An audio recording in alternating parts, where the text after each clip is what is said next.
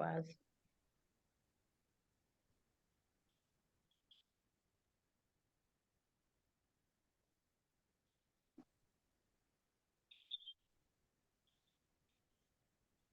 आवाज नहीं आ रही है।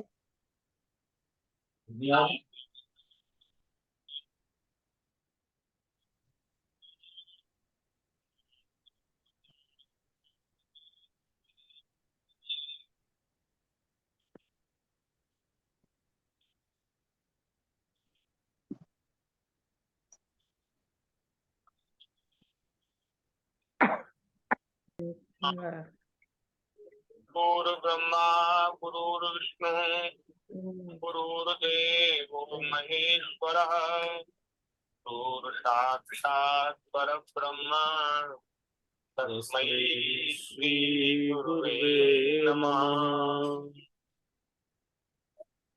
प्रहलाद नारद पराशर पुंडरीक व्यासाम्बरीश शुकुशोनक भीष्मदाल्व्यान् रुक्माङ्गदार्जुन वशिष्ठ विभीषणादीन् पुण्यानिमान् परम भागवतान् नमामि। चार युगन में भक्तजे इनके पद की गोरी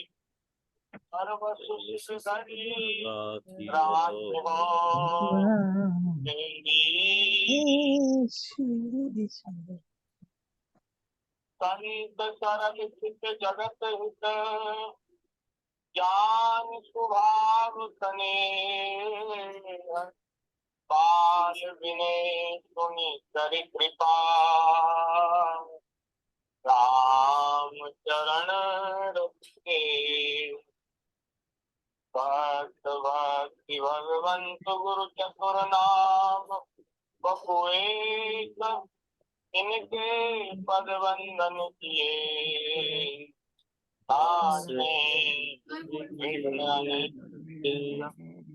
श्री राम जय राम जय राम श्री राम जय राम जय राम श्री राम जय राम जय जय राम श्री राम जय राम जय जय राम श्री राम जय राम जय जय राम श्री राम जय राम जय राम श्री राम जय राम जय जय राम श्री राम जय राम जय जय राम सीताराम जय सीताराम राम जय सीताराम जय सीताराम सीताराम जय सीताराम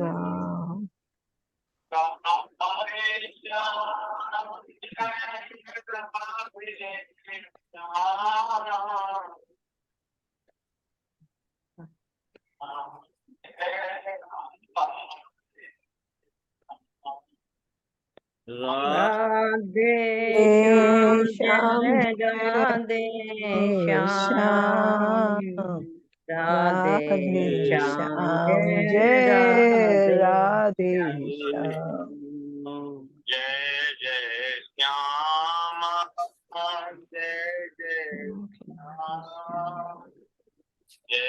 जय श्याम जय जय जय जय जय श्याम जय जय श्याम जय जय जय श्री वृंदावन वृंदावन धाम। धाम। पावन राधे कृष्ण पावन सीता पावन राधे तेरा नाम, पावन पावन श्री वृंदावन वृंदावन धाम। धाम। जय गौ माता जय गोपाल भक्त प्रभु जी दया जय गौ जय गोपाल माता, जय जय गोपाल भक्त वत्सल, जय जय दयाल। भक्त असल प्रभु की दया भक्त भगवत्सल प्रभु दीन दयाल। श्री राम जय राम जय जय राम श्री राम श्री राम जय जय राम श्री राम राम जय जय राम जय जय जय जय राम। राम। श्री राम जय जय राम जय जय जय राम। श्री राम जय राम जय जय राम श्री राम जय राम जय जय जय राम। श्री राम जय राम जय जय राम श्री श्री राम राम जय राम जय जय राम। श्री सीता रामचंद्र भगवान की जय जय श्री वृंदावन बिहारी जी लाल की की जय जय श्रीमद् भागवत महापुराण की जय जय श्री गुरुदेव जी महाराज की जय जय जय परीक्षित जी महाराज की जय जय श्री व्यास भगवान की जय जय सदगुरुदेव भगवान की जय सब संत हरि भक्तन की जय गौ माता की जय भारत माता की जय सत्य सनातन धर्म की जय जय जय जय श्री राम श्री राधे श्याम। जय जय श्री सीताराम हर हर महादेव। नारायण नारायण नारायण हरे शरणम भक्त वांछा कल्पतरु भक्त वत्सल शरणागत वत्सल दीन बंधु दया असंख्येय कल्याण गुणगण निलय अकारण करुणा वरुणालय सच्चिदानंद घन मूर्ति आनंद कंद भगवान श्री राधा ब्रजेंद्र नंदन श्री श्यामा श्याम श्री वृंदावन बिहारिणी बिहारी जी हम सब लोगों के ऊपर अतिशय कृपा है करुणा है जिसके फल स्वरूप श्रीमद् भागवत जी की मंगलमयी कथा आज हम लोगों को श्रवण करने का परम दुर्लभ अवसर प्राप्त हो रहा है।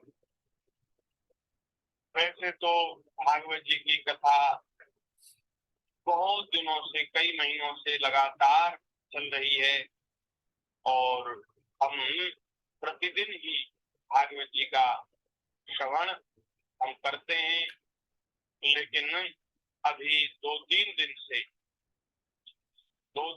से ये जो परम दुर्लभ लाभ है, सौभाग्य है, हम लोगों को प्राप्त नहीं हो पा रहा था।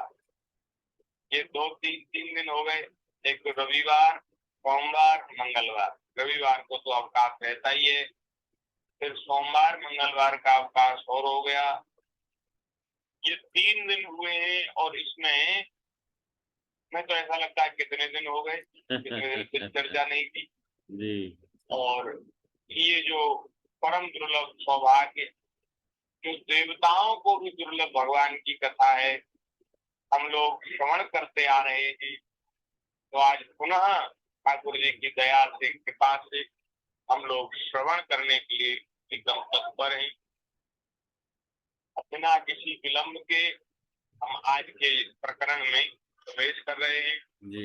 आज की कथा प्रारंभ करें उससे पहले हम पूर्व के चरित्र का थोड़ा स्मरण कर लें संक्षिप्त में, जिससे आज की कथा की रूपरेखा ठीक से बन जाएगी और आज हम चरित्रों का ठीक से श्रवण कर पाएंगे।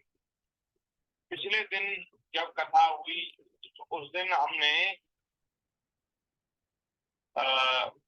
6वें स्कंद में 9वें अध्याय की चर्चा करी थी। 9वें अध्याय में देवताओं का असुरों के द्वारा हार जाना और महाराज वृत्रासुर के कारण देवताओं का स्वर्ग से निष्कासित हो जाना। वृत्रासुर जो त्वष्टा ऋषि के पुत्र हैं और त्वष्टा ऋषि ने जो जिन्हें यज्ञ की अग्नि से उनको उत्पन्न किया है, क्योंकि त्वष्टा जी के पुत्र विश्वरूप जी का वध इंद्र ने कर दिया था, तो उससे इंद्र से बदला लेने के लिए, इंद्र को दंडित करने के लिए त्वष्टा जी ने वृत्रासुर को उत्पन्न किया। वृत्रासुर बड़ा भयानक महाराज एक आसुरी प्रवृत्ति का एक दैत्य था। उसने महाराज स्वर्ग पर धावा बोल दिया, देवता बेचारे भाग गए, सब उसके सामने कोई टिक नहीं पाया। अब देवता गए ब्रह्मा जी की शरण में और ब्रह्मा जी ने कहा भैया मेरा तो कोई बस नहीं है, जिन्होंने सृष्टि बनाई है, जो सृष्टि का सृजन पालन संहार करते हैं, वे ही भगवान तुम्हारी रक्षा कर सकते हैं। तो भगवान की शरण में गए, भगवान की स्तुति की, भगवान ने प्रसन्न होकर के उनको दर्शन दिया, दर्शन देकर के कृतार्थ किया। देवताओं ने स्तुति करी, फिर स्तुति करने के बाद भगवान ने सुंदर प्रवचन कहा किया। ठाकुर जी ने कहा देखो एक उपाय है, तुम जाओ दधीची ऋषि के पास, उनके शरीर की अस्थियां तुम मांगो, वे अस्थियां दे दें तो उन अस्थियों से वज्र बने और वज्र के द्वारा, क्योंकि वे तपस्वी संत हैं, महापुरुष हैं, अपनी तपस्या के द्वारा उन्होंने अपने शरीर को बड़ा दिव्य कर लिया है। उनका जो अस्थि है वो तेज से युक्त होने के कारण बहुत प्रभावशाली है, तो उनके अस्थि से वज्र बनाओ तो उससे वृत्रासुर का वध हो जाएगा। तो नारायण यहाँ तक की चर्चा हम कर चुके हैं। आज 10वें अध्याय में हम प्रवेश कर रहे हैं। श्री सुखदेव जी महाराज कह रहे हैं, श्री सुखवाच इंद्रमेवं समादिश्य भगवान विश्वभावनः पश्यता पिन्मेषाणां तत्रैवान्तर्दधे हरि। परीक्षित विश्व, श्री देवी कह रहे परीक्षित विश्व के जीवन दाता भगवान श्री हरि इंद्र को इस प्रकार आदेश देकर देवताओं के सामने वहीं के वहीं अंतर्धान हो गए। अच्छा, भगवान जब आते हैं तो भगवान के आने को प्रकट होना कहते हैं, और भगवान जब जाते हैं तो भगवान के जाने को अंतर्धान होना कहते हैं। ये प्रकट होना, अंतर्धान होना क्या है आप समझते हैं? प्रकट होना, देखो प्रकट वो वस्तु होती है जो पहले वही थी लेकिन हमें दिखाई नहीं दे रही। जैसे कक्ष में, कमरे में अंधेरा हो और अंधेरे के कारण सब वस्तुएं तो हैं, लेकिन अंधेरे के कारण हम उनको देख नहीं पाते। जैसे ही उजाला होता, प्रकाश होता है, बल्ब जलता है, तो वे अंधेरे में जो छिपी हुई वस्तुएं थी वे हमको दिखने लग जाती है, मानो प्रकट हो जाती है। चीज वही थी लेकिन पहले दिखती नहीं थी, उसके बाद वो वही मिल गई तो उसको कहते प्रकट हो गई। ये कहाँ से प्रकट हो गए, ऐसा कहते ना जी। ये कहाँ से प्रकट हो गई। अच्छा, ये तो प्रकट होना। अंतर्धान होना क्या होता है? अंतर्धान होना होता है कि वही थे वही है, लेकिन वो दृष्टि से ओझल हो गए, अब छिप गए। तो इसका मतलब ये है कि भगवान सर्वव्यापक है, सर्वव्यापी है, सब जगह है। देश काल दिश विधि सहु माही, कहौ सो कहाँ जहाँ प्रभु नाही। ऐसी दिशा विदिशा देश काल ऐसी परिस्थिति कौन है, कहाँ है जिसमें भगवान ना हो, निरंतर नहीं है। सब जगह भगवान है। हरि व्यापक सर्वत्र समाना, प्रेम से प्रकट होए में जाना। भगवान सब जगह विराजमान है। केवल भैया उनको देखने की आंखें होनी चाहिए, ठाकुर जी को देखने की व्याकुलता हो। भगवान के दर्शन का मूल्य क्या है? तो महापुरुषों ने कहा लौल्य एव मूल्यम, भगवान के दर्शन की लालसा ही भगवत दर्शन का मूल्य है। ठाकुर जी कैसे मिलेंगे? हैं भैया किसी विशेष किसी एक साधन से नहीं मिलेंगे। कोई ऐसा साधन नहीं जो सर्वतंत्र स्वतंत्र भगवान को बांध सके, बंधन मिला सके। भगवान जब मिलेंगे जब अपनी राजी से अपनी मर्जी से मिलेंगे, और मिलेंगे तभी जब हमारे हृदय में उनके दर्शन की प्रबल इच्छा हो। सब जगह आपके साथ हैं, हमारे साथ हैं। जिस कक्ष में आप बैठे हैं वहां भी है, जिस कक्ष में हम बैठे वहां भी है, सब जगह। लेकिन वो महाराज हमें उनको दर्शन करने की चटपटी नहीं, दर्शन करने की लालसा नहीं, व्याकुलता नहीं। भैया जब हमें व्याकुलता नहीं तो ठाकुर जी को क्या पड़ी है फिर दर्शन देने की?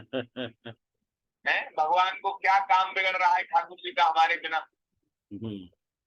है ये यथा माम प्रपद्यन्ते तांस तथैव भजाम्यहम्, जो जिस भाव से मेरा भजन करता है उसको मैं भी भजता हूँ उसी तरह। ये भगवान का वाक्य है गीता में, गीता जी में।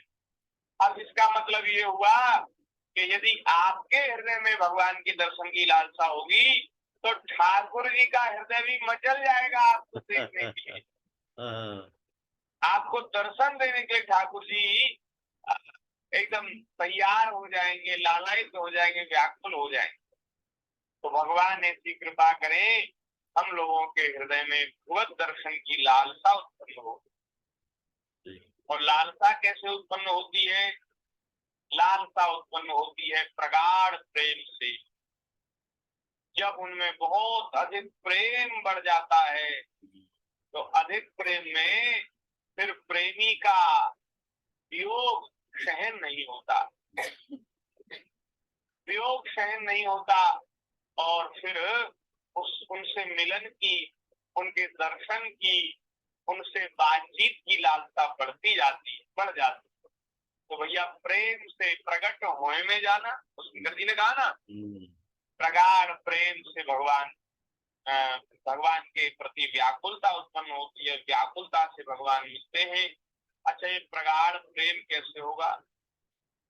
एक तो साधन है सत्संग, भगवान की चर्चा सुनो, कथा सुनो, और एक भैया भगवत प्रेमी महात्माओं का संग।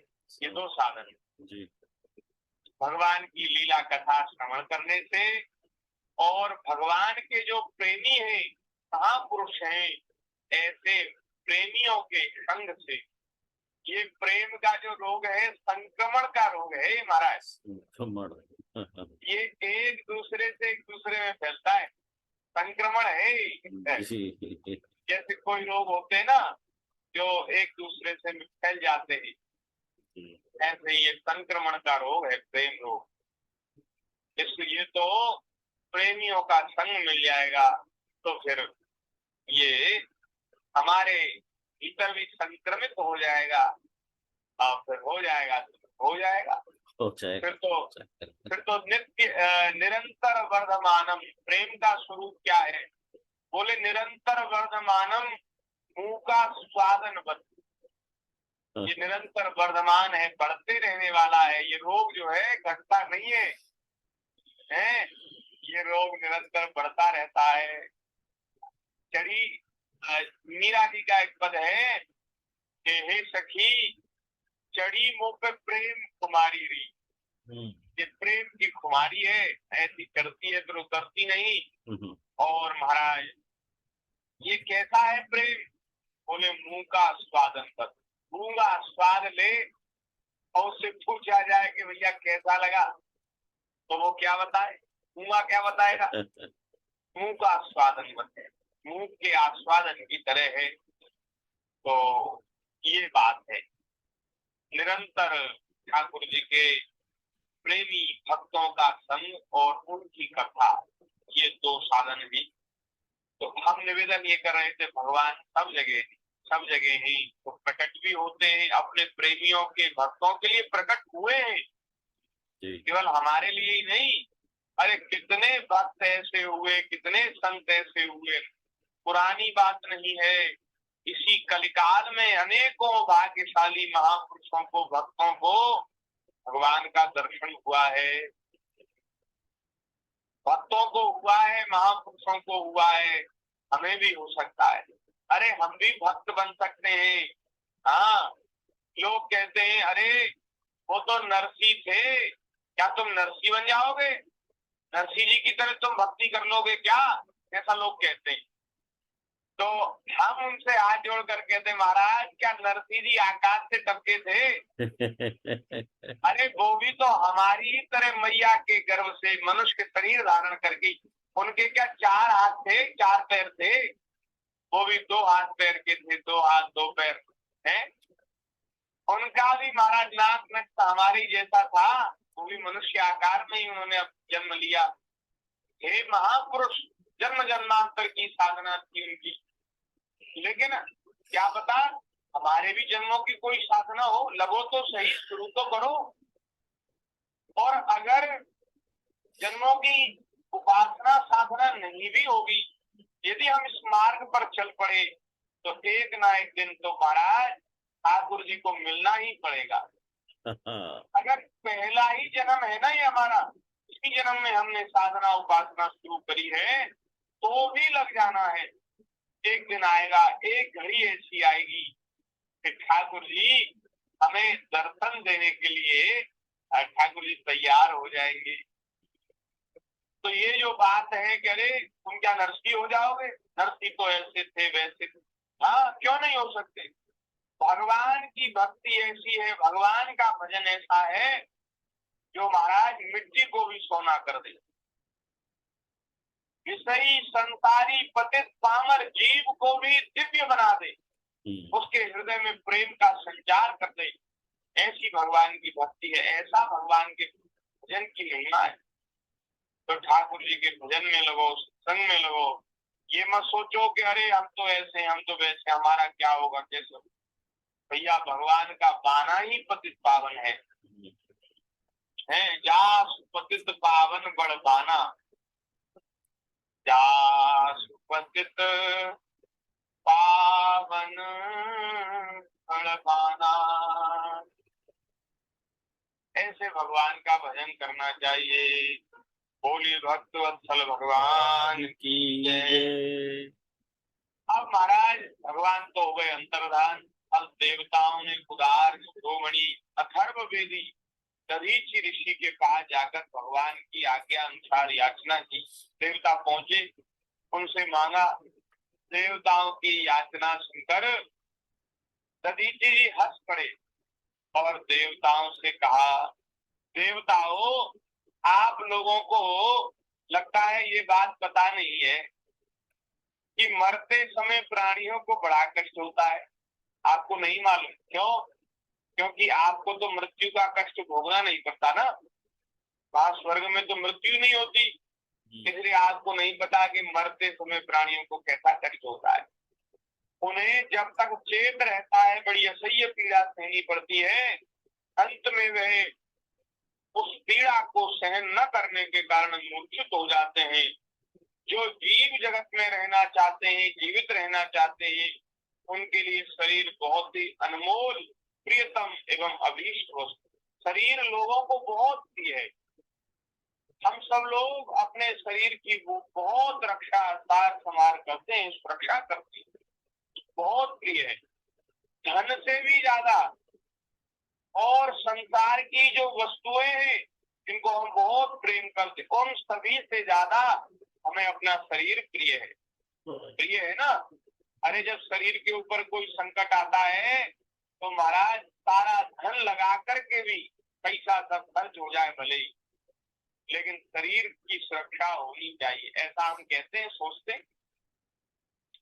तो शरीर से बड़ा प्रेम है महाराज। ऐसी स्थिति में आपने मुझसे मेरा शरीर मांगा है, क्योंकि बिना शरीर दिए तो मैं अस्थि कैसे दूंगा।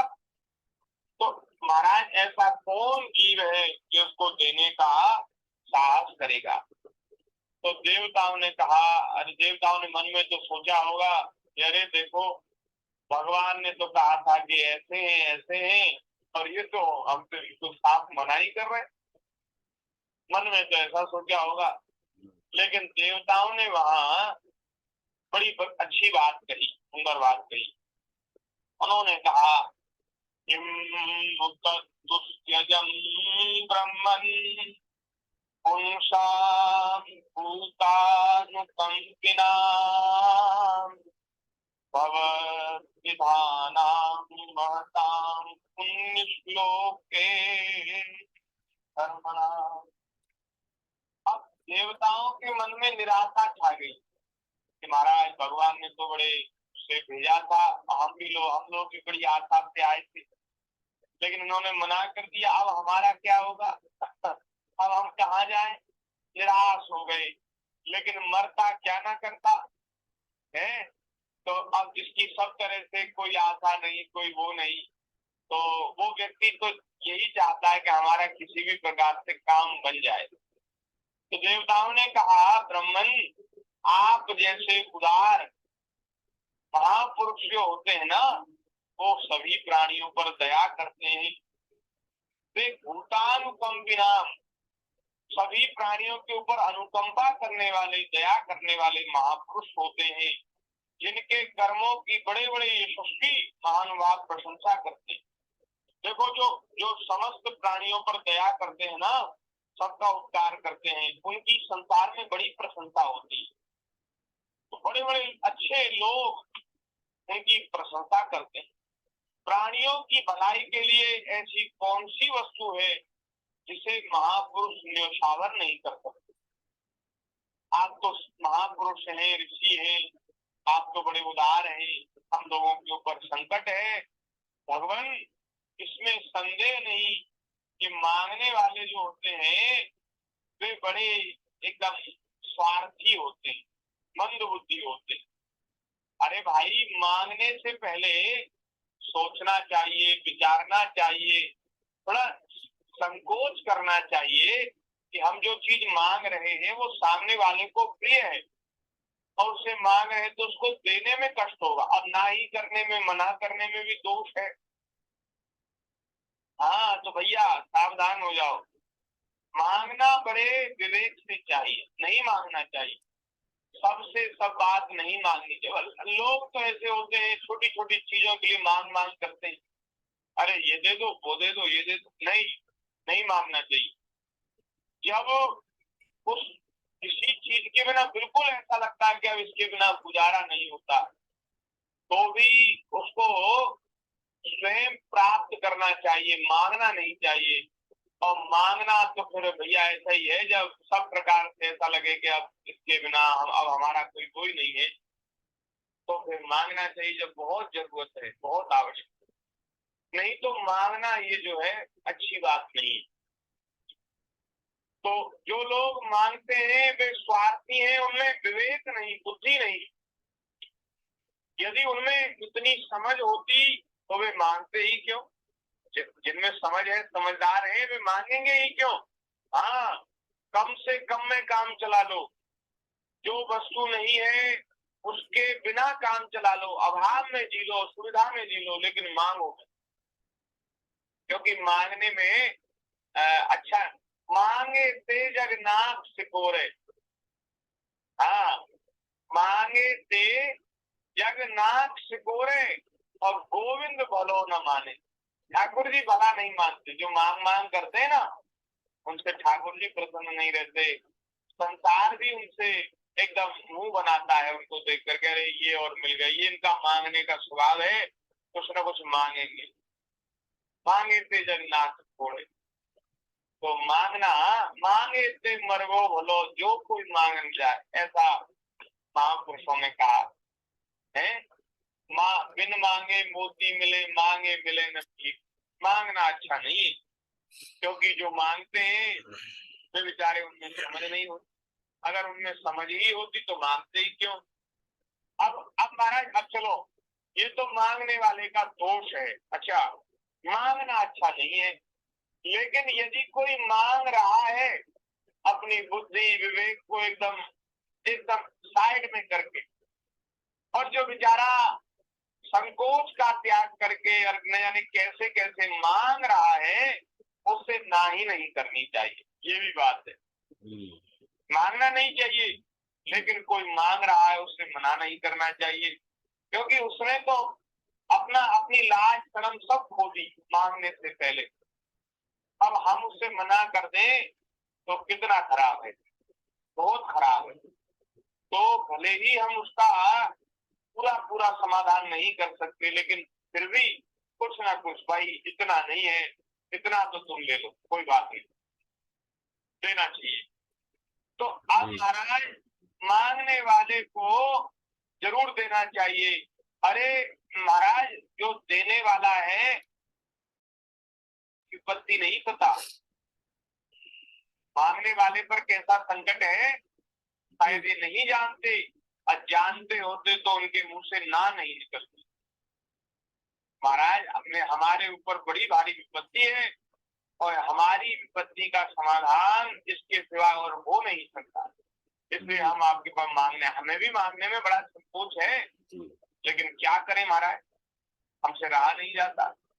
तो ये बात देवताओं ने कही। ये कितनी बढ़िया बात है कि मांगना तो नहीं चाहिए, लेकिन मांगने वाले को मना नहीं करना चाहिए। ये अच्छी बात है, ये हम लोगों के जीवन में बहुत लाभ करने वाली बात, लाभ देने वाली बात। अब महाराज, देवताओं ने जब ऐसा कहा तो ऋषियों ने कहा, ऋषि श्री दधीची जी ने कहा, ऋषिवाज, हे देवताओं, मैंने ये जो नहीं देने की बात कही ना, इसमें मेरा मतलब ना नहीं है। इसमें मैंने इसलिए ऐसा कहा क्योंकि मैं आपके मुख से धर्म की कुछ व्याख्या सुनना चाहता था, धर्म की कोई बात सुनना चाहता था, इसलिए मैंने आपसे कहा। और नहीं रही बात देने की, तो यह लीजिए, मैं अपने प्यारे शरीर को आप लोगों के लिए अभी छोड़ देता हूँ। क्यों छोड़ देता हूँ? क्योंकि एक दिन यह स्वयं ही मुझे छोड़ने वाला है। ये शरीर, ये धन संपत्ति, ये माया सब भैया एक न एक दिन छूटने वाली है। तो ये छूटेगी तो सही, यदि इसके द्वारा किसी का काम बन जाए, ध्यान दीजिए, इसके द्वारा किसी का काम बन जाए तो भैया इससे बढ़िया लाभ की बात और कोई नहीं। बताओ, धन दौलत को लोग इतना सहेज कर रखते हैं, संभाल कर रखते हैं, वो सदा रहता है? कभी नहीं। एक न एक दिन तो छोड़ना पड़ेगा, या तो वो धन आपको छोड़कर चला जाएगा, नहीं तो आपको जाना पड़ेगा छोड़कर, है? तो भैया, जो एक न एक दिन छूटने ही वाला है, उसके द्वारा यदि लोक उपकार का काम हो जाए, है, कोई दीन दुखी की सेवा हो जाए, गौ ब्राह्मण साधु की सेवा हो जाए, गरीब की सेवा, अनाथ की सेवा हो जाए, तो भैया इससे बढ़िया और कोई लाभ की बात नहीं। तो दधीची जी ने कहा ये जो मेरा शरीर है ये एक दिन तो छूटेगा ही, कितना भी संभाल के रख लो तो भी छूटेगा। यदि मेरे शरीर से आप लोगों का काम बनता है, क्या बढ़िया बात। ये भैया ऐसा त्याग महापुरुष ही कर सकते हैं। यदि इस शरीर के द्वारा आपका कार्य बनता है तो मैं इसको तुरंत त्याग दूंगा, क्योंकि जो जो मनुष्य विनाशी शरीर से दुखी प्राणियों पर दया करके धर्म और यश का संपादन नहीं करता वह तो जड़ है, महाराज पेड़ पौधों से भी गया बीता है। वो तो पशु तो फिर भी चेतन है, वो तो जड़ है। पशु ये जो वृक्ष होते हैं ना, वृक्ष औषधियां, ये इनको कहते हैं जड़ शरीर। ये हिलते डुलते मतलब एक जगह ही रहते हैं, आते जाते नहीं, स्थिर रहते हैं। तो ये जो जड़ सृष्टि है जड़ों से भी महाराज बुरा है वो मनुष्य जो दुखी प्राणियों पर दया नहीं करता, क्योंकि वृक्ष तो फिर भी अपना पूरा जीवन लोक उपकार में लगा देते हैं। बेचारे स्वयं तपते हुए दूसरों को छाया देते हैं। कोई पत्थर मारता है तो उसको फल देते हैं। और महाराज शरीर रहते तो उपकार करते ही हैं, शरीर के बाद भी अपनी लकड़ियों के द्वारा जब उनका शरीर नष्ट हो जाता है तो सूख जाता है वृक्ष, और सूखे वृक्ष से भी प्राणियों की सेवा होती है। लकड़ियों के द्वारा, ईंधन आदि के द्वारा हम वृक्ष को काम में लेते हैं। ऐसे बढ़िया तो वृक्ष है, बताओ पेड़ पौधे जो मनुष्य किसी प्राणी की सेवा नहीं करता, दीन दुखी के काम नहीं आता, इससे बढ़िया तो वृक्ष हुए। तो महाराज एक बड़ी सुंदर बात दधीची जी कह रहे हैं। बोले महाराज संसार में धर्म का स्वरूप, वैसे तो धर्म की व्याख्या बड़ी महाराज गूढ़ है, उसको कहना समझना बड़ा कठिन है, लेकिन महापुरुषों ने एक शब्द में, एक वाक्य में धर्म का सार बताया है। धर्म का सार क्या है? बोले भैया दूसरे के दुख में दुख का अनुभव करे और दूसरे के सुख में सुख का अनुभव करे, वह यही धर्म का सार है। एतावान गयो धर्म पुण्य श्लोके रूपासितः यो भूत शोक हर्षाभ्याम आत्मा सोचति हृष्यति।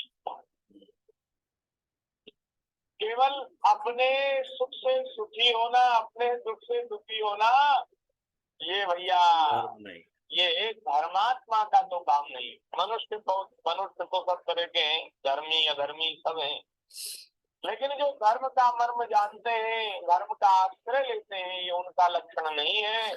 ये तो महाराज जो जड़ मंद बुद्धि अज्ञानी जीव हैं, उनको ऐसा होता है कि अपने सुख से सुख, अपने दुख से दुख। भैया धर्म का सार ये है कि दूसरे प्राणियों के दुख में दुख का अनुभव करो और दूसरे प्राणियों के सुख में सुख का अनुभव करो। ये बड़े बड़े महात्माओं ने ये धर्म की व्याख्या बताई है। अपना का दुख सबका जाने, आज मिले अविनाशी। अपना का दुख सबका जाने, आज मिले अविनाशी। श्री गोस्वामी जी ने कहा परहित सरित धर्म नहीं भाई, पर विलासम नहीं अधमाए।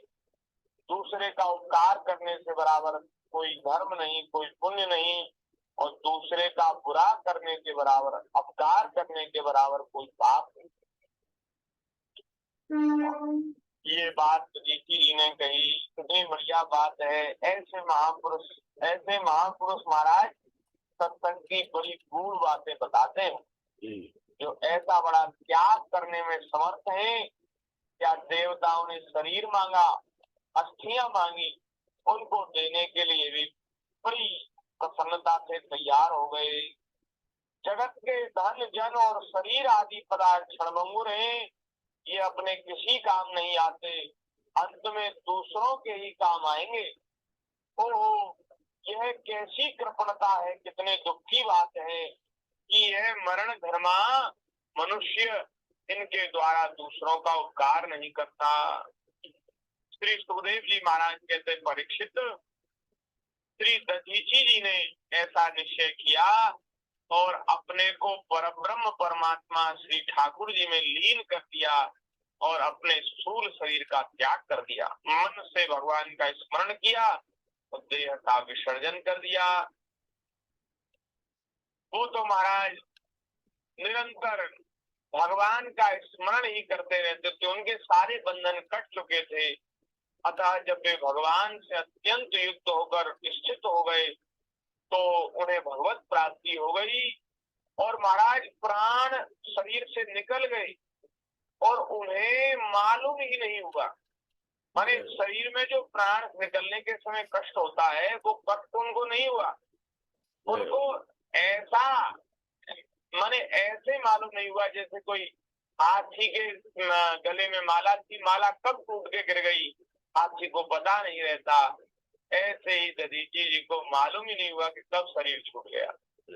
अब देखो, शरीर छूटने से पहले कैसे कैसे दुख पाने पड़ते हैं लोगों को, आज सब लोग जानते हैं, देखते हैं। ये क्यों होता है बताए ऐसा? अरे शरीर से, संसार से बहुत प्रेम है, आसक्ति है, इसलिए इसको त्यागने में दुख होता है महाराज। हाँ, फिर बुढ़ापे में सारे नाटक होते हैं शरीर के एकदम महाराज, शरीर क्योंकि हम छोड़ना नहीं चाहते, हमने पकड़ के रखा है। जो वस्तु जितनी अधिक प्रिय होगी ना उसको त्यागने में उतना ही कष्ट होगा, जब वो छूटेगी तो उतना ही कष्ट होगा। और यदि विवेक पूर्वक त्याग दिया जाए, छोड़ दिया जाए कि ये हमारी थी नहीं, हमारे किसी काम आएगी नहीं, एक न एक दिन छोड़नी है तो छोड़ दो, किसी दूसरे के काम आ जाए, तो उस समय जब विवेक पूर्वक त्यागा जाता है तो उसमें कष्ट नहीं होता। और यदि हमारी तो त्यागने की इच्छा नहीं है, हम तो इसको पकड़ के रखना चाहते हैं और किसी ने छीन लिया तो बड़ा कष्ट होता है। यही बात है। इसलिए महाराज सब महापुरुष, सब संत, सब ग्रंथ यही कह रहे हैं कि भैया शरीर से, संसार से प्रेम मत करो, ये दुख का मूल है, दुख का हेतु है। भगवान से प्रेम करो, ठाकुर जी से प्रेम करो। असारो हो असारः खलु संसारो दुख रूपी विमोह कहा। ये संसार असार है और ये दुख रूपी है, दुख देने वाला है, मोह में डालने वाला है। आसक्तिवान ज्वलते निशम, जिसकी संसार में आसक्ति हो उसको रात दिन जलते रहना पड़ता। इसलिए ठाकुर जी में प्रेम करना चाहिए। तो दधीची जी महर्षि को उन्होंने शरीर का त्याग किया और महाराज देवताओं ने उनके अस्थियों का, हड्डियों का वज्र बनाया, विश्वकर्मा जी ने बनाया और बना करके इंद्र को दिया। इंद्र उसको हाथ में लेकर ऐरावत हाथी पर सवार हुए और महाराज अपनी सेना के साथ, बड़े बड़े देवताओं के साथ लेकर, उनको साथ लेकर वे महाराज असुरों के सामने पहुंच गए। असुर महाराज बड़े भयंकर अस्त्र शस्त्रों को धारण करके युद्ध के मैदान में आ गए और युद्ध होने लगा। अब महाराज युद्ध हुआ तो देवताओं ने असुरों को मारा, असुरों ने भी महाराज खूब प्रहार किए, देवताओं का भी उसमें खूब उन्होंने बल तोड़ा। लेकिन महाराज इंद्र के प्रभाव के आगे असुर टिक नहीं पाए। युद्ध हुआ और जब असुरों की सेना भयभीत हो गई और तितर बितर हो गई तो उस समय महाराज वीर शिरोमणि वृत्रासुर ने आकर के महाराज मोर्चा संभाला। उसने कहा, असुरों भागो मत, मेरी एक बात सुन लो। इसमें संदेह नहीं कि जो पैदा हुआ है उसे एक न एक दिन मरना है। इस जगत में विधाता ने मृत्यु से बचने का कोई उपाय नहीं बनाया। ठाकुर जी ने मृत्यु तो बनाई, जीवन बनाया, मृत्यु बनाया, लेकिन मृत्यु से बचने का कोई उपाय नहीं। ऐसी स्थिति में यदि मृत्यु के द्वारा स्वर्गादि लोक और यश भी मिल रहा हो तो उसको जरूर ग्रहण करना चाहिए। यदि तुम युद्ध में शरीर का त्याग करोगे तुम्हें उत्तम गति प्राप्त होगी और तुम्हारा संसार में यश होगा। इसलिए तुम आओ और मेरे साथ इन देवताओं से लड़ पड़ो, जूझ मरो, युद्ध करो, युद्ध करके अपना भाग लो, और नहीं तो महाराज युद्ध करते करते मर जाओ। वृत्रासुर ने ऐसा उनको समझाया और वृत्रासुर को देखकर उनका बल बढ़ गया। इसकी बात सुनकर उनके भीतर वीरता जगी, लौट लौट करके आए, फिर युद्ध होने लगा। अब वृत्रासुर ने महाराज इतना भयंकर युद्ध किया कि सब देवताओं को महाराज ने बहुत भयभीत कर दिया, कष्ट में डाल दिया और इंद्र के ऊपर भी प्रहार किए। लेकिन इस समय इंद्र के हाथ में जो वज्र है उससे उसकी मृत्यु होने वाली है। तो देवराज इंद्र भी महाराज तमाम अस्त्र शस्त्रों से और वज्र से उसका मुकाबला करते रहे, क्योंकि वे जानते थे कि मरेगा तो मेरे ही हाथों। अब महाराज अब बड़ा भयंकर युद्ध हुआ और युद्ध में देवराज इंद्र वृत्रासुर के ऊपर भारी पड़ने लगे। अब वृत्रासुर को ये बात मालूम हो गई थी कि ये जो वज्र है इंद्र के हाथ में इसी से मेरा वध होना है, क्योंकि ये दधीची जी की अस्थियों से बना है। भगवान विष्णु ने इसको बनाने का परामर्श सलाह इनको दी है देवताओं। इससे मैं मरने वाला हूँ।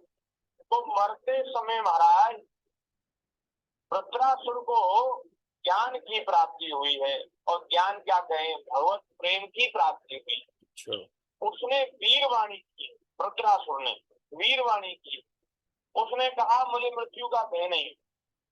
देवराज अगर तुम्हारे हाथ से आज मैं मरने वाला हूँ तो मुझे कोई भय नहीं। तेरा वज्र का वेग मुझे मार डाले, इससे मुझे कोई कष्ट नहीं, क्योंकि यह मेरे शरीर को नष्ट करेगा और मैं तो कभी न नष्ट होने वाला अविनाशी आत्मा हूँ। मैं शरीर नहीं हूँ, मैं आत्मा हूँ, और शरीर को नष्ट करके मैं मुनि जनोचित गति को प्राप्त करूंगा।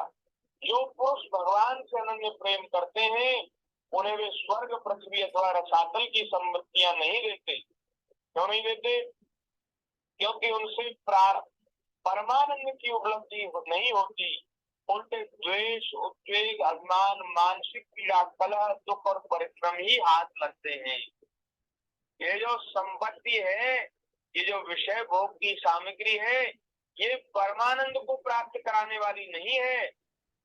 ये यहाँ हमारा लिखा है ऐसा, नराति द्वेष उद्वेग आधिर मदा कलिर व्यसनम संप्रयास।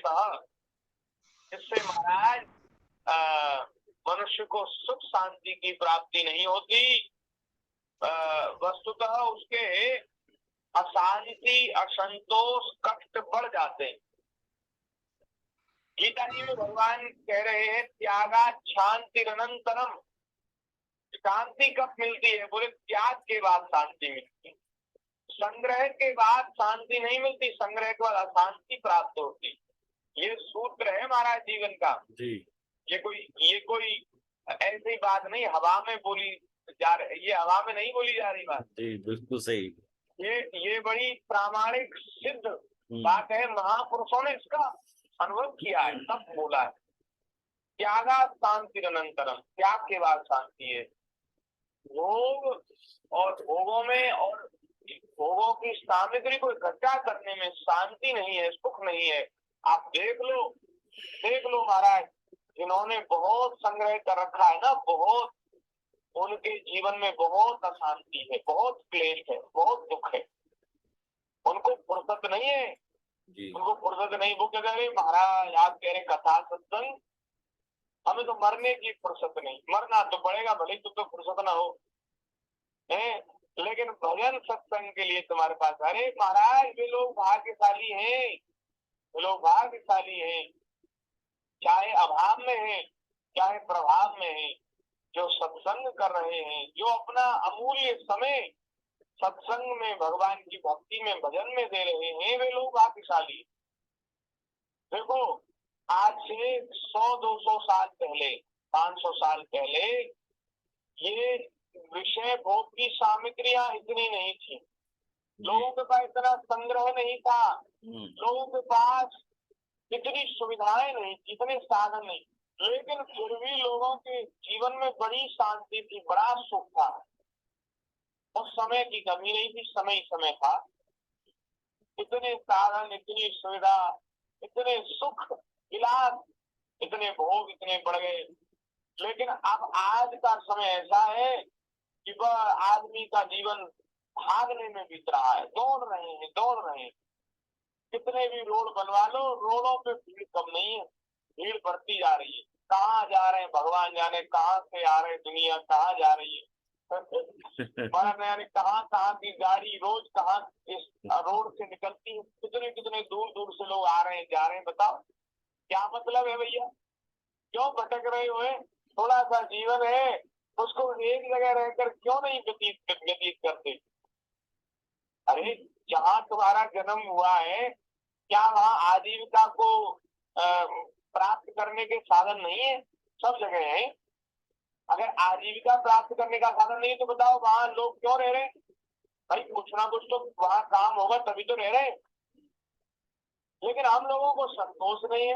अरे यहाँ दिल्ली में तो महाराज 50,000 मिलते हैं, 40,000 मिलते हैं, जब हम विदेश चले जाएंगे तो वहाँ भाई भूखा ना रहूं और कोई साधु ना भूखा जाए। पर ये बड़ी अच्छी बात है, पर लोगों के तो समझ में नहीं आती, क्या कहें, किससे कहें। आपसे कह रहे हैं तो अब तो एकदम घर की सी चर्चा कर रहे हैं जी, ये कोई बाहर की चर्चा नहीं है। बाहर मंच पर बोलने के लिए तो बहुत सारा इसको विवेक लगाना पड़ता है। ये तो हम घर में बैठकर आपस में चर्चा कर रहे हैं जी। ये बातें मंच से कहो जी। किसी ने एक महापुरुष से कहा कि बोले महाराज इन ग्रंथों में ऐसी ऐसी बातें लिखी हैं, आपको नहीं लगता इनमें कुछ सुधार की जरूरत है? उसने कहा, किसी व्यक्ति ने कहा, तो महापुरुष ने जवाब दिया, बोले महाशय जी इन ग्रंथों में सुधार की जरूरत नहीं है, आपको इनको समझने की जरूरत है। क्या सुधार की ग्रंथों में नहीं न। इनको समझने की आप अभी ठीक से समझे नहीं, इसलिए आपको ऐसा लगता है सुधार की जरूरत है। समझ जाओगे ना तो फिर एकदम नतमस्तक हो जाओगे। मैं भी प्रभु जी 2 मिनट बोल रहा हूँ, 2 मिनट नहीं, एक कुछ सेकंड का। जैसा कि हमारे ग्रंथों में ये भी लिखा है, मातृ देवो भव पितृ देवो भव। ये कितने वर्षों पहले ये वाक्य लिखा गया, ये सेंटेंस लिखा गया, लेकिन क्या आज की आधुनिकता के संपर्क में आने के बाद क्या ये सब स्टेटमेंट गलत हो गई? नहीं, आज भी उतनी ही खरी उतर रही है जितनी पहले थी। आज भी मातृ पिता को यदि देवो भव मानते हैं जो बच्चे, वो पूजनीय हैं। बच्चे भी बड़े पूजनीय है, माता पिता तो हैं ही पूजनीय हमारे। लेकिन जो नहीं मान रहे हैं, वो भटक रहे हैं और वो संचय करने में लगे हैं, यही जो आपने अभी कथा में कहा। तो इसलिए हमारे ग्रंथों में जो भी बोला गया है वो उतना सत्य तब भी था और उतना ही सत्य आज भी साबित होता है। भगवान जय जय श्री राधे। श्री वृंदावन बिहारी लाल की। हाँ, अब तो महाराज कई बार विचार करते हैं कि बताओ पहले लोगों के जीवन में कितना आनंद था, कितना सुख था, आपस में कितना प्रेम था, सौहार्द था, शांति थी, सुख था। उसका हेतु क्या था? उसका हेतु ये था कि उनके हृदय में संतोष था। उनको बहुत संग्रह की इच्छा नहीं थी, कम से कम वस्तुओं में, साधनों में उन लोगों ने गुजारा किया। आज जब हमारी भोगने की इच्छा बढ़ती जा रही, प्रबल होती जा रही है, हमारा संतोष नष्ट हो रहा है, संतोष बढ़ रहा है, असंतोष बढ़ने के कारण अशांति आ रही है। तो भैया भोगने में और संग्रह में शांति नहीं है, शांति है त्याग करने में। त्यागा शांति अनंतरम। जिन्होंने त्याग किया उनको शांति प्राप्त, उनको उपलब्धि प्राप्त हुई जीवन में। तो नारायण यहाँ श्री वृत्रासुर जी, अब इनको हम वृत्रासुर नहीं कह रहे, असुर नहीं, श्री वृत्रासुर, श्री वृत्रासुर, क्योंकि अंतिम समय में महाराज इनको ज्ञान ज्ञान की हो प्राप्ति हुई, भक्ति की प्राप्ति हुई। हम्म। इन्होंने कहा ये तो बड़ी कृपा है जो मुझे आज युद्ध में मेरी मृत्यु होने वाली है, मुझे स्वर्ग का राज्य नहीं मिलेगा, क्योंकि ये संपत्ति, ये राज्य, ये वैभव, ये मनुष्य का पतन करने वाले हैं, इनसे द्वेष बढ़ता है। द्वेष का मतलब होता है प्रतिस्पर्धा, प्रतिस्पर्धा, कंपटीशन जी है। अरे ये जो दूसरा जो आज व्यापारी है, ये हमसे क्यों आगे निकला जा रहा है, हमारी कंपनी क्यों घाटे में, हमारी और ज्यादा फायदा करेगी। तो ये होता है द्वेष, एक दूसरे से द्वेष, उद्वेग। आदमी इतना असमंजस में रहता, क्या करें, कहाँ जाएं, ये करना है, वो करना है। उनको महाराज काम याद नहीं रहते, तो उनको सवेरे सवेरे वो एक पेन कापी लेकर बनाना पड़ता है कि आज ये काम करना है, उनको याद नहीं रहता क्या क्या करना है। वो बड़े असमंजस में, उद्वेग में। और तीसरा काम है अभिमान, जिसको संसार में कुछ प्राप्त हो जाता है उसका अभिमान बढ़ जाता है। हाँ, अरे महाराज अभिमान तो इतना बुरा है कि महाराज इससे बढ़िया तो वो साधन ही ना हो जिससे हमें अभिमान हो। हाँ, ठाकुर जी ऐसी संपत्ति, ऐसी प्रतिष्ठा, ऐसा पद, ऐसा कुछ न दे जिससे हमें अभिमान हो जाए। हमें तो लगता है ठाकुर जी हमें अच्छे कुल में जन्म भी भले ही न दे, हमें तो बढ़िया है नीचे कुल में, क्योंकि नीचे कुल में जन्म होगा तो कम से कम वर्ण का अभिमान तो नहीं होगा, जन्म का अभिमान तो नहीं होगा, हमारा ऊंचे कुल में जन्म हुआ। हम सच्ची बात बतावें आपको महाराज, लोगों के जीवन में बिल्कुल अध्याय जो है उसमें वृत्रासुर की वीरवाणी है। तो 11वें अध्याय के 2 श्लोक और रह गए हैं, उनको कह करके आज के सत्संग को हम पूर्ण करेंगे, क्योंकि अब 10 ही बजने वाले हैं पूरे जी। चलो बच जाने दो, वैसे तो 10:30 बजे तक सत्संग होता था, आज तो फिर भी आधा घंटा पहले छोड़ दिया आप। श्री वृंदावन बिहारी लाल की जय। तो महाराज ये सब होता है, अभिमान बढ़ जाता है, मानसिक तनाव बढ़ता है, कलह, दुख, परिश्रम। ज्यादा कलह उन्हीं के घर में होती है जिनके घर में ज्यादा संग्रह है, होती है नहीं होती जी। भैया जिनके पास कुछ नहीं था ना, जिनके पास कुछ नहीं था उनके बंटवारे में कोई लड़ाई झगड़ा नहीं हुआ, नहीं होता। और जो जिनके पास बहुत था उनके यहाँ महाराज लड़ाई हुई, कोर्ट कचहरी का चक्कर हो गया। ये क्या हुआ, अरे संग्रह से सारे महाराज ये अब दोष आ गए, कलह हो गया, कलेश हो गया। सर महाराज बेकार है, कार का काम ठीक, अब नहीं हो तो कोई बात नहीं, और अच्छा हो जाए तो अच्छा, नहीं हो तो और अच्छा, क्योंकि सब बिगड़ने वाला है। बन जाएगा तो भी बिगड़ेगा, और नहीं बनेगा तो बिगड़ा हुआ है, आगे भी बिगड़ने वाला था, ठीक है बढ़िया है, नहीं बना तो अच्छा है, बहुत बढ़िया है। और आगे श्री वृत्रासुर जी कह रहे हैं, हे इंद्र, हमारे स्वामी भगवान श्री हरि अपने भक्त के अर्थ, धर्म और काम संबंधी प्रयास को व्यर्थ कर देते हैं, बनने नहीं देते। क्यों? क्योंकि इसमें भी भगवान की कृपा है, क्योंकि उनका ऐसा कृपा प्रसाद अकिंचन भक्तों के लिए अनुभवगम्य है, दूसरों के लिए तो अत्यंत दुर्लभ है। हमने ये बात जो कही, इसीलिए पहले जो चर्चा हो रही थी, इसीलिए ठाकुर जी ऐसे साधनों को, ऐसी सुविधाओं को दूर कर देते हैं जो भक्ति मार्ग में अवरोधक है, जो भक्ति में बाधा पहुंचाने वाली ऐसे साधन हैं, उनको ठाकुर जी दूर कर देते हैं, कृपा करें। ठाकुर जी की करुणा है भैया, भगवान हमें हृदय से लगाना चाहते हैं। वास्तव में बात ये ठाकुर जी हमें अपनाना चाहते हैं, कृपा करुणा करना चाहते हैं, इसलिए हम हमारे जीवन में ऐसी परिस्थिति बन रही है।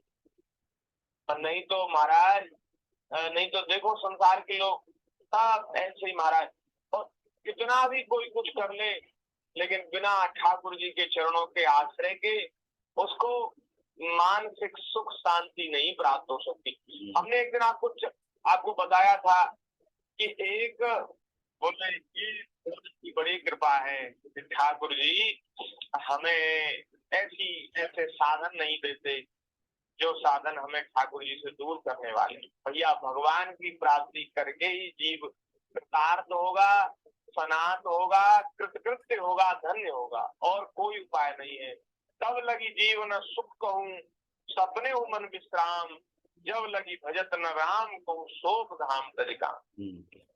अब महाराज श्री वृत्रासुर जी कह रहे हैं कि भले ही मेरा महाराज यहाँ जीवन समाप्त हो जाए, लेकिन और यदि मेरे कर्म के प्रारब्ध के कारण दोबारा भी जन्म हो तो हे हरे, हे नाथ, मुझे आपके भक्तों के संग में, भक्तों के आश्रय में रखिएगा, भक्तों की सन्निधि में रखिएगा, जिनको संसार प्यारा है, जिनको घर गृहस्थी प्यारी है, ऐसे जो विषयी जीव हैं, विषयी पुरुष हैं, उनके चक्कर में मैं ना पड़ूं, मेरी उनमें आसक्ति ना हो।